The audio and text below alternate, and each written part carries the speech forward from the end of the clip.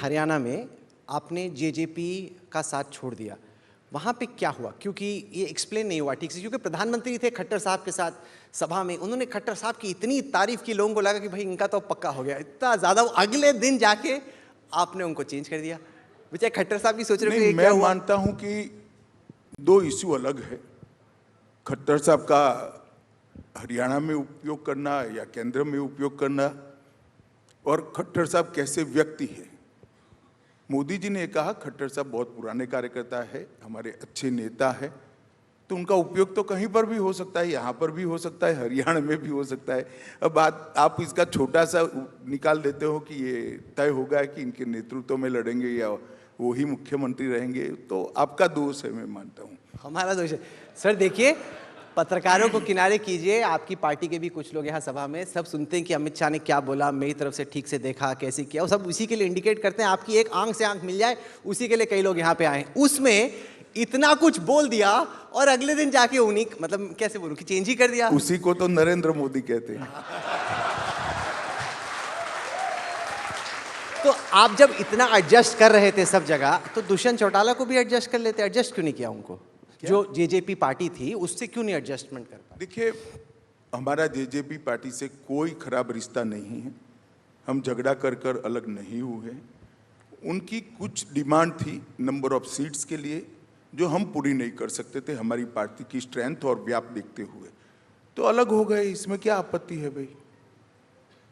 वो ऐसा सोचते थे कि हमें ज़्यादा सीटें मिलनी चाहिए, हमारा मानना था हम इतनी दे नहीं सकते, तो एक पॉइंट पर डिफरेंस ऑफ ओपिनियन हुआ, तो अच्छे मूड में दोनों अलग हुए, कोई गाली गलौज नहीं हुई, कोई झगड़ा नहीं हुआ, अलग हो गए। इसमें क्या है? और चुनाव से पहले हुए हैं, चुनाव के बाद नहीं हुए।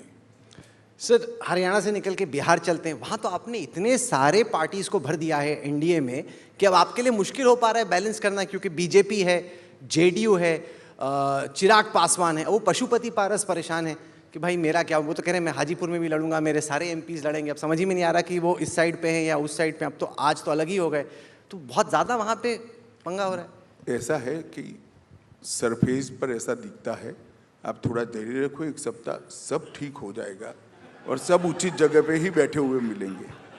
आप कह रहे हैं कि पशुपति पारस वापस, उनको सुनो, मतलब जो कह रहे हैं उसको इग्नोर कर दो। मैंने कहा ना, एक सप्ताह राह देखो।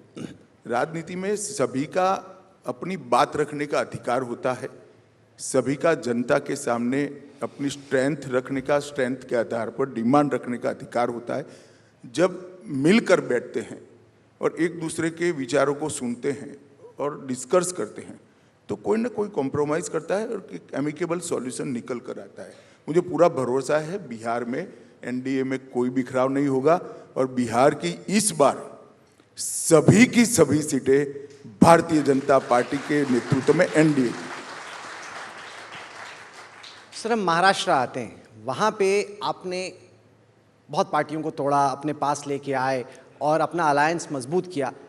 फिर भी जो वहाँ के लोकल एनालिस्ट हैं उनको लग रहा है कि सिंपैथी शायद शरद पवार जी के साथ और उद्धव ठाकरे। आप कितने कॉन्फिडेंट हैं कि महाराष्ट्र में जो इस वक्त का आपका अलायंस है वो अच्छा करेगा परफॉर्म? पहले मैं आपके स्टेटमेंट से डिफर करता हूं कि हमने बहुत सारी पार्टियों को तोड़ा। हमने कोई पार्टी को नहीं तोड़ा है। बहुत सारी पार्टी पुत्र पुत्री मोह में टूट गई है। उद्धव जी चाहते थे आदित्य ठाकरे सीएम बने, तो उनके यहाँ से एक बहुत बड़ा कुनबा निकल गया, उनके कुनबे में से बहुत सारे लोग निकले, क्योंकि आदित्य ठाकरे को वो नेता स्वीकार करने के लिए तैयार नहीं थे। बाला साहब के समय से शिवसेना में काम करने वाले लोगों ने उद्धव जी को ठीक स्वीकार कर लिया, अब आदित्य को स्वीकार करे तो वो उनको मान्य नहीं था। पवार साहब भी अपनी बेटी को नेता बनाना चाहते थे, बहुत सारे लोग इससे सहमत नहीं थे, वो निकले। आप हमने तोड़ा ऐसा मत करो। पुत्र पुत्री मोह ने एनसीपी और शिवसेना को तोड़ा है, ये वास्तविकता है। और जहां तक एनडीए का सवाल है, तीनों पार्टी के बीच में ज़्यादातर सीटों का बंटवारा नाम के साथ हो चुका है, कोई डिस्प्यूट नहीं होने वाला है। और डिस्प्यूट होगा ये मानकर अगर इंडी अलायंस अपना सीट घोषित नहीं करता है तो जल्दी कर दे, यहाँ से कुछ मिलने वाला नहीं है। सर जहाँ जहाँ पे इंडिया अलायंस बना, जैसे दिल्ली में उन्होंने बोला कि आप और कांग्रेस लड़ेंगे, आपको लगता है वहाँ पिछले चुनाव के मुकाबले इस बार ज़्यादा अच्छी टक्कर होगी?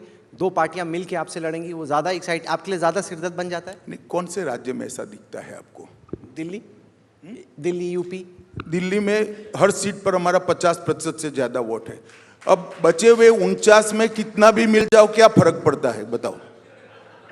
यूपी, दिल्ली की 7 सीटों पर हमारा 50% से ज्यादा जन समर्थन है, इस बार बढ़ने वाला है। अब एक बार आप 50 क्रॉस कर लेते हो, बाकी के 49 में कितने हैं कितने नहीं है इसकी कोई रिलेवेंस नहीं रहती है। यूपी में भी कोई फर्क नहीं पड़ेगा। लास्ट टाइम तो तीनों थे, तीन में से एक अलग हुआ है। हमारी पोजीशन उल्टी बेटर हुए, आपको गणित को माने तो। लास्ट टाइम बसपा, सपा, चौधरी चरण सिंह की पार्टी, ये सब इकट्ठा थे। ये तो बड़ा स्ट्रॉन्गेस्ट अलायंस था। अभी भी मैं हजारों बार कह चुका हूं, फिर से कहता हूं, पॉलिटिक्स फिजिक्स नहीं है, केमिस्ट्री है। हमेशा 1+1 2 नहीं होता है, कई बार 11 होता है, कई बार 1+1 0 भी हो जाता है।